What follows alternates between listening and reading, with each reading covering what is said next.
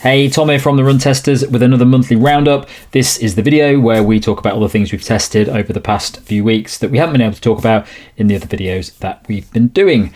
Let's jump in and see what we have picked this month.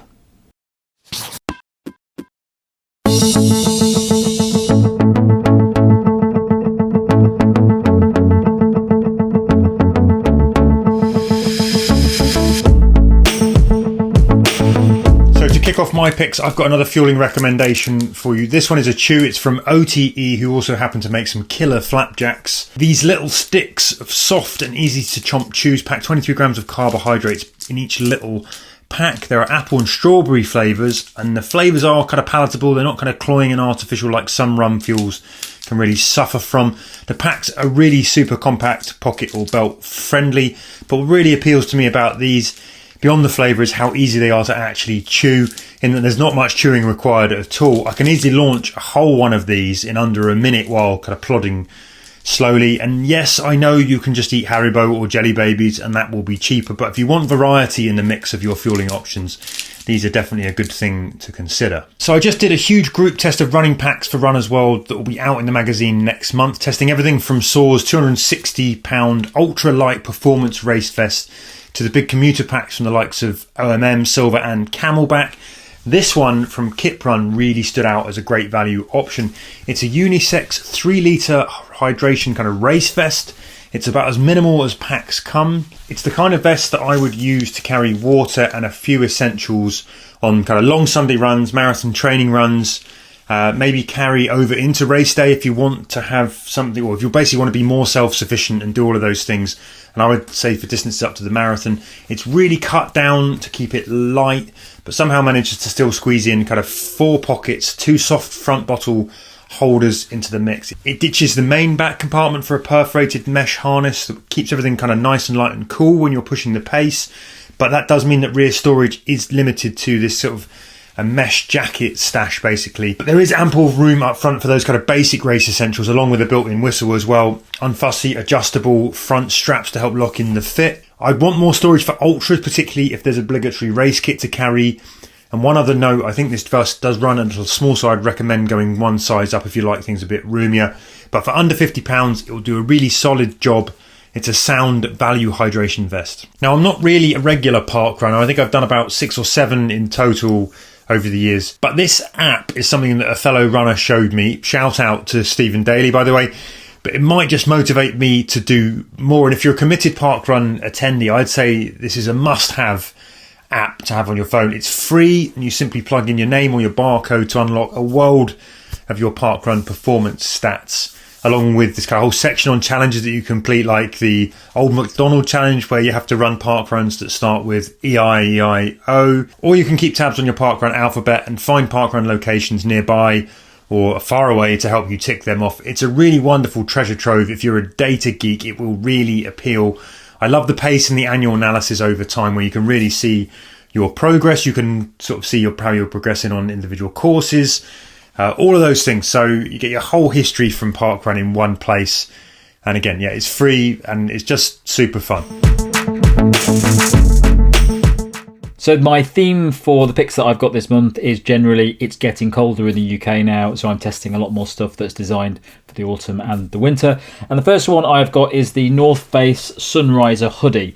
Now this is, firstly, I'm a big fan of hoodies in the winter. I don't like wearing jackets that often because I tend to find that when I go out wearing a jacket, I will get hot even if it's a very cold day. So I much prefer to wear a lighter top, and I really like hoodies because if it is actually a bit cold, it's nice to stick the hood up at the start, and then when you get hotter, you can take the hood down and you can adapt to the getting a bit sweatier that way instead of having to take off a jacket. So this hoodie is quite technical. It has light range technology on the finish, which is designed to wick sweat away. It's also designed to be anti-odor and also be protective against the sun as well. It does feel very lightweight when you're out on the run, and it does dry very quickly when you sweat in it. So that's a really big bonus of this top. All in all, it's very much it's just a very good running top in the colder months, which doesn't get you too sweaty, and some of them can. It does have many features on it. It's just a long sleeve hooded top, but it does have the thumb loops, which I very much like on my running tops, and the hood fits really nicely as well. So it's not too tight on the head. It sort of fits over nicely, but it's very comfortable to wear. So if you're looking for some running kit for the winter months, and like me, you quite like long sleeves in the winter with a hood on, this is a really great option. It's also cheaper than the RRP on the website at the moment. My second pick is another hoodie. So I've been testing a lot of hoodies recently. This is the Path Pyrenees T19 hoodie. So this is a brand that's based in America, and they make quite a lot of kit. Actually, this cap on that I've got on here is actually called the Path Mure Cap 2.0, and some of you will notice it as being the same as the one that Kafuzi has branded, and I've been using this quite a lot over the past few weeks, and I really like this cap as well. I've got quite a lot of running caps, and this fits really nicely. It looks more like a normal cap than a running cap, which I like because it means I don't have to just wear it for when I go running. So that's just a nod to that cap. But the hoodie itself, it's a bit different than the North Face hoodie. This feels a lot more like a very comfortable soft top. So if you, like me, tend to wear your running kit outside of when you go running, this is a good option for that. I've worn this to the shops and stuff as well, and it just feels like a really nice, comfortable hoodie. It's also a bit more loose fitting as well, so it fits more like a lifestyle top as opposed to the sort of more figure hugging design of more performance level tops. It's still pretty good on the run. It still feels really nice and comfortable out on the run. It doesn't wick sweat as well as a performance hoodie like the North Face one, but for more lighter runs, easier runs, things like that, I find it to be a really nice top. It's quite warm as well, but you can roll up the arms quite nicely, and it's very, very comfortable. So if you're looking for a hoodie for the winter running, but you also like your clothes to double as nice looking clothes that you can wear as well as when you go running, this is a really nice option.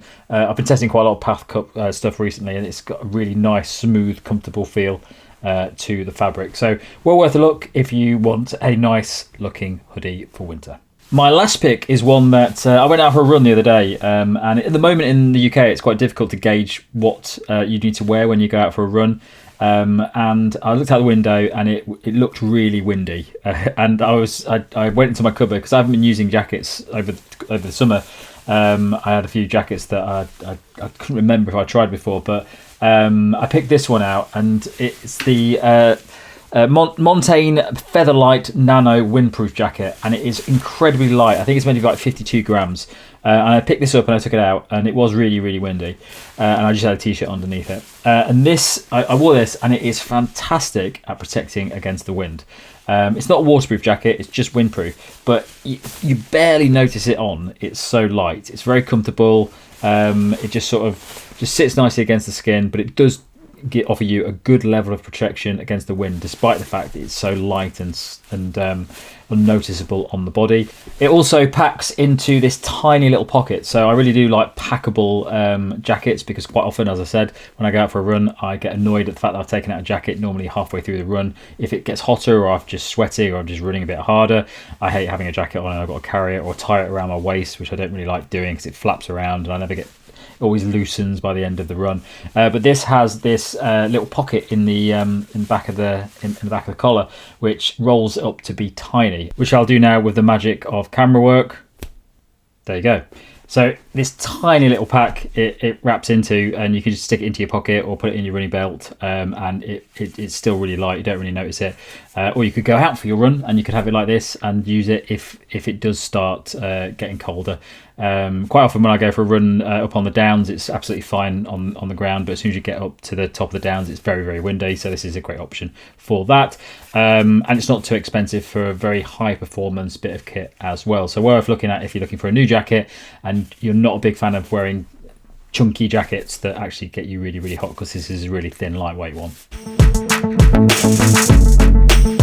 So the first thing I want to flag up that I've tested this month that I thought was interesting is a little bit different to normal. It is a type of running form or gait analysis available at the Nike store in Oxford Circus in central London. I think it's also available in China and Japan. I'm sure other stores will get it in time, but basically it's a free form analysis that you can book in for online. Obviously at the moment it's only really something that applies to people who can get to or live in London, but it's quite interesting. I think it is a step up on what you normally get from gait analysis, which can be a little bit rudimentary in lots of places where they're just looking basically if your feet over pronate or roll in when you're running, and this looks at your entire body while you're running and looks at kind of 6 different data points, things like how much your hips drop each stride, whether your feet cross in front of each other, how much you sway from side to side, whether you overreach with your steps, that kind of thing. It's a very quick test still. It takes about 2 minutes of running at a pace you choose, so it can be a very comfortable pace, or if you're about to do an event, they encourage you to look at your event pace. So I put in my marathon pace basically as I'm about to run a marathon. Then you get a fairly detailed report afterwards as well that looks at these different factors and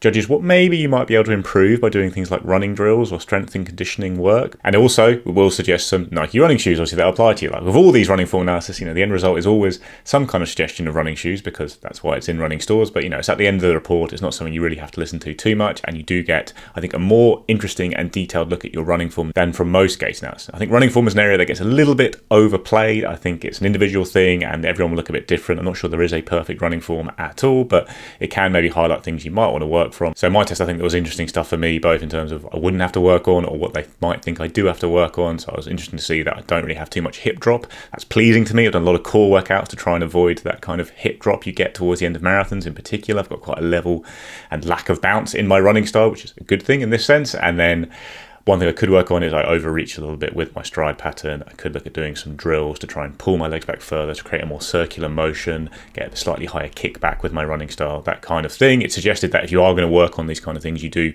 running drills for kind of 5 minutes, 2 or 3 times a week. It's not something you should be trying to do all the time during your runs, and maybe do it at the start of a training pattern after a race rather than in 2 weeks before the race. Like I've got my big races coming up just as I did the form analysis. I wasn't going to start trying to tinker with anything just then.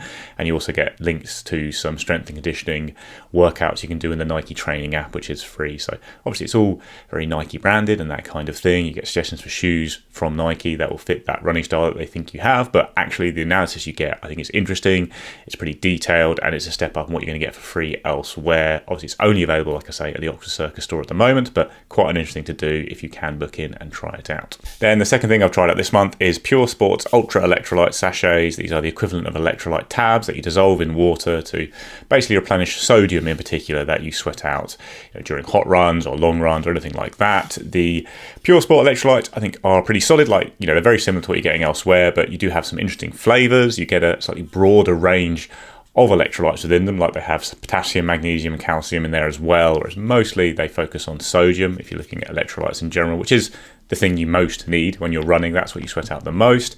Price is fairly high, but the electrolytes work, and they do have flavors that are more interesting and pretty tasty. Like the watermelon salt flavour is the one that they've launched recently, and it is genuinely pretty nice, I think. Like I like the taste of salt in combination with sweet things, and yeah, the watermelon salt flavour has been a real treat to drink before and after long runs when it has been slightly hotter. Here you pay £33 for 30 sachets. I think you can bring that price down considerably if you use their subscribe feature, but not everyone wants to subscribe to get electrolytes constantly delivered to their door unless you are going through them at a very furious rate. So there are cheaper options out there, but it's worth noting that these have 100 milligrams of sodium in there, which is slightly higher than probably the average electrolyte tab. If you go to someone like Precision Fueling and Hydration, you can get 1,000 milligram tabs from them that are a little bit cheaper as well. But yeah, these dissolve very easily because they come already powdered in a sachet. They're actually reasonably easy to take with you and fill a bottle on the run if you wanted to do that, if you're picking something up on the course of a race, for example. And like I say, they taste pretty good. And the last thing I want to flag up that I've been testing this month is the Flipbelt Ouray compression shorts. These are half tights with loads and loads of storage. I'm a big fan of carrying lots with me during a marathon. I carry my own sports drinks with me as well as gels, and I've used a lot of different half tights with storage in them over the years, and I've flagged most of them up on the channel, like some really good ones from Decathlon that are very cheap. I've been testing out the Soar trail shorts recently, the ones they've made in combination with Ultra that are very expensive. These are in the middle, they're £52 or $58, so got an incredible amount of storage, along with 2 side pockets on the thighs that can take a phone. There are many mesh pockets around the belt, waist belt there. Some are smaller, so there's a zipped one. There are 2 larger ones that can take a 250ml soft flask pretty easily, I found. And I used a Flipbelt during my early marathons because it was a way for me to carry a lot of stuff with me, including Montain sports drinks, which is what I used during marathons.